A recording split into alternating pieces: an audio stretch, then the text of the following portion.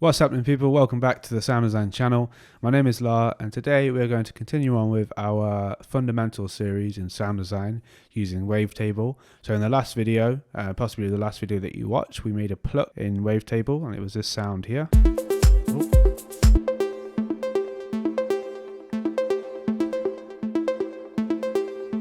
It's a very nice, interesting arpeggiator pluck, and if you didn't watch that video, I'll link it somewhere up at the top left or top right, and you can go and watch it. Also, we do have a preset pack available for Wavetable. If you guys want to grab that, I will also link that in the description down below. But now we're going to do a bass to complement this nice arp here. So let's set up some MIDI, and we do have Wavetable open here. And what I've done is I've just set it to a sawtooth. So if you actually, I'll just reset it so you guys can see. But if I have it on a sine wave here, it's going to be this sound, which is nice. It's just like a nice clean sub essentially. But what I want is something with a little bit more harmonic, so I can hear it clearly when we're doing the MIDI. So I'm just going to bring it up to a sawtooth, and then we're going to close it down. There we go, something like that. And then we just need to drop it down to -12 semitones. So it's nice and deep. That's what we want essentially. And then what else we have on here is just an EQ, so we can see the frequencies. We have a sidechain to the kick. So as we're listening through, it's going to be gelling with the kick nicely. And with this, we just have a high ratio, and we have the EQ. So the EQ is taking the top part of the kick. So without this EQ on, the signal of the kick that will be sent through to the sidechain will be the full signal. And what we want instead is a short transient, or a smaller transient of the kick to come through, because it's going to be a quicker signal, and that means that the sidechain will duck quicker and react quicker essentially. So that's what I've done here with this EQ. So I'm telling the EQ to take frequencies from 500 hertz above from the kick. It's a little bit complicated. You can just do it without this and it will sound fine, but it will just be a little bit snappier if you adjust this instead. And then we have a ratio that's all the way over. So it's an infinite ratio, so that means that it's going to completely remove the bass signal as that kick signal comes through. And then you just want to adjust the attack and release kind of to taste really. You generally want a pretty quick attack, but it will add a little bit more of a click in there. And then the release, you want it to be pretty quick as well, because you don't want it to be so much time after the reduction has happened. So let's go over now to the sound design, to the MIDI. And what we're going to do is we're going to play it in the same scale. Very important that you play in the same scale as the other melodic stuff that you have in the track. So we're in the A minor scale. We're actually in the pentatonic scale, but we can just change this to A minor. We can actually add in some of the notes that are in the normal A minor scale. And what we're going to do is just get the A, so the first note, the tonic. Bring the volume up a little bit. It's a bit quiet. And then what we do is we want a nice simple progression. So we're going to go A and then maybe go to the D. And then we want to go to the G.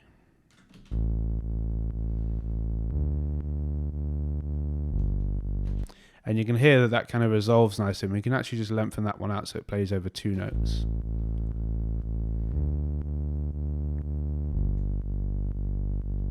And then that will repeat nicely here. So we just loop this and we can just duplicate. So it will loop nicely, but then on this one we can go higher. So we can go to the F. I can't actually see where. There we go. Go to the F.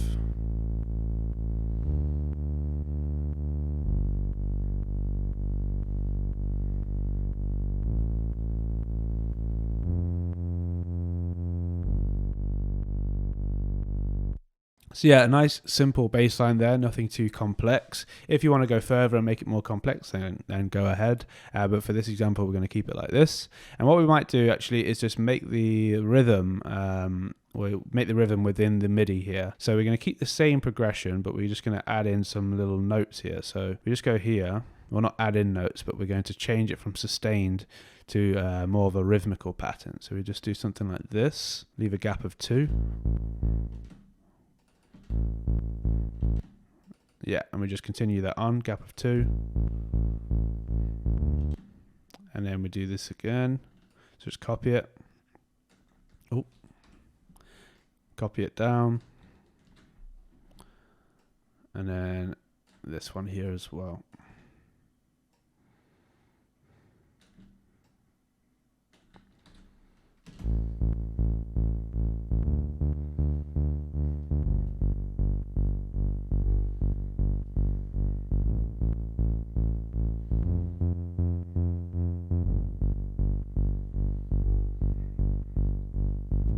So you can hear that it repeats nicely, and that's what's important, that the progression returns nicely. It doesn't feel like it's unresolved. Hi, this video is sponsored by us. If you like these tutorials and want to support the channel, check out our website packed with online courses and professional sample packs. Also check our ready-to-use and club-tested Diva presets. You can browse by the genre and style you're looking for, or get the incredible deal with the full Diva preset bundle. Thank you for listening, and now let's get back to your tutorial. And so we have a nice rhythm there, but now we need the sound to kind of like complement that and work with that. So what we're going to do is we're going to leave this sawtooth on, but we need to get this kind of attack to the sound. So we go to the frequency cutoff, and we're just going to attach this envelope, the same as what we did on the pluck. So if we bring the frequency cutoff down to where we can just hear the sub, and then with this envelope 2, we want it to be a little bit more snappy. Yeah, and we need to put it into mono as well. Yeah, I think maybe just a little bit less. There we go, and a bit of release. Same on the amp envelope. And with this as well, we could try this with this kind of pluckiness as well. But no, I think it'd be better if it's sustained. It's just going to be a bit more consistent. And you see, if you add a really quick attack there, you start getting a bit of a click there. So you do want a bit of a smoother attack. Same on here. There we go. So we got that nice bit of bite. Maybe we can add a little bit more of that. And what we're going to do now is add a bit of drive. So we go here and go on OSR, which just changed the filter type. And on this filter type, we have this drive option. And what we can do is add this envelope 2 to that drive.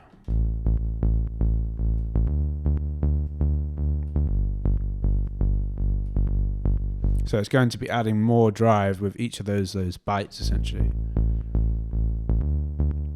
I think what we might do is make this filter a little bit stronger. Yeah, and then we're going to add a bit more of this bite now.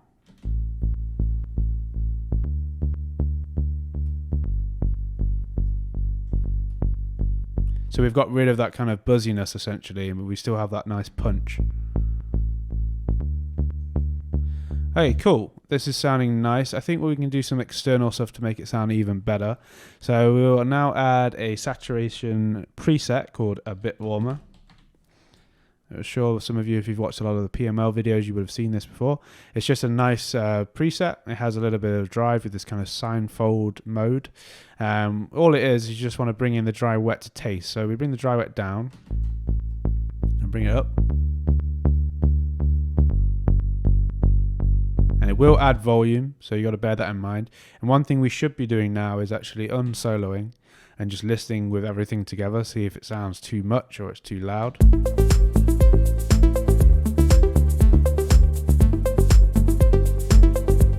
Sounds nice and punchy.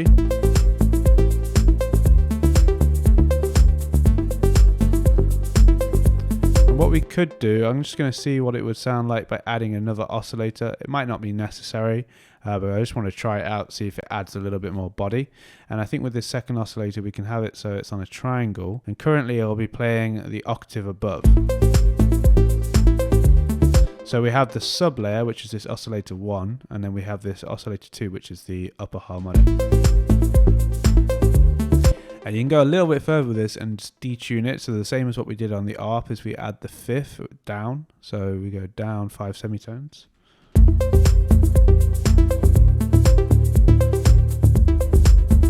It sounds a little bit too muddy, so maybe we go up to here and then maybe add the fifth here on the 7. Yeah, nice. And we just bring the volume down on that a little bit. Essentially what we want is, if you look here on this EQ, which is what I do every time I'm making a sound, I'll be looking to see what frequencies are coming in. And essentially we want this big sub mountain here. And then this second voice, or this mid voice, we don't want it to be louder than the sub, so it's going to retain that nice punch and deepness, but we still have that nice kind of mid layer. And you can mess around with the different waveforms, and it's going to change the tone quite a bit.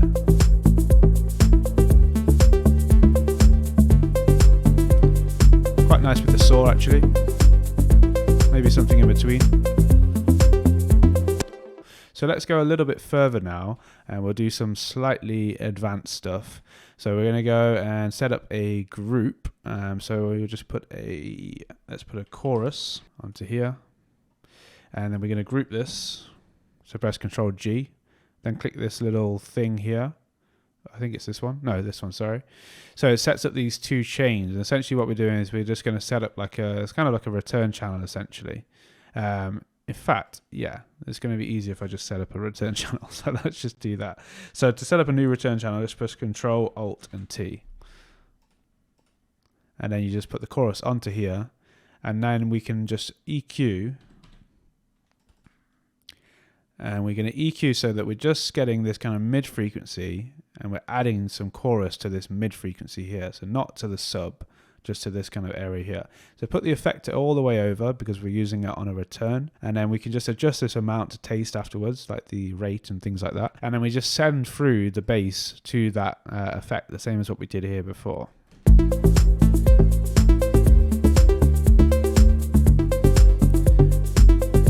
And you can see it's coming through here, and we can take away a little bit more here and boost a little bit in this high end. You can mess around with maybe a assembler, or is it ensembler? I don't know if I pronounced that right. Ensembler, and we can just change the amounts and rate and see what we like. And then just solo it to see what you're actually doing. Adds this kind of nice wobble thing, and adds this stereo information which makes the bass sound nice and wide. Take that away.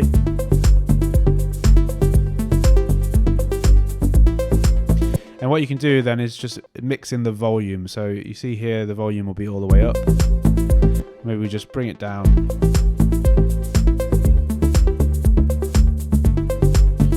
And about there is all good.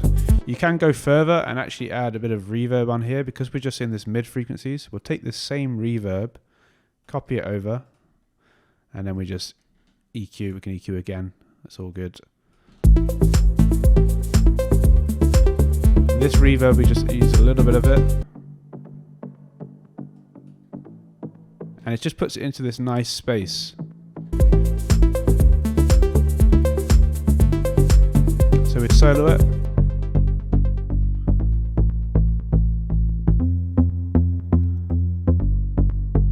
So you got this nice biting bass with a bit of side information. It's got a nice sense of space to it as well, but it's also nice and mono compatible. Then you can check that. So after you've added all this side information, which is a little bit like, some people will say you shouldn't do that, but you can just put a utility onto the master and then put it into mono and have a listen to see if you can still hear everything clearly.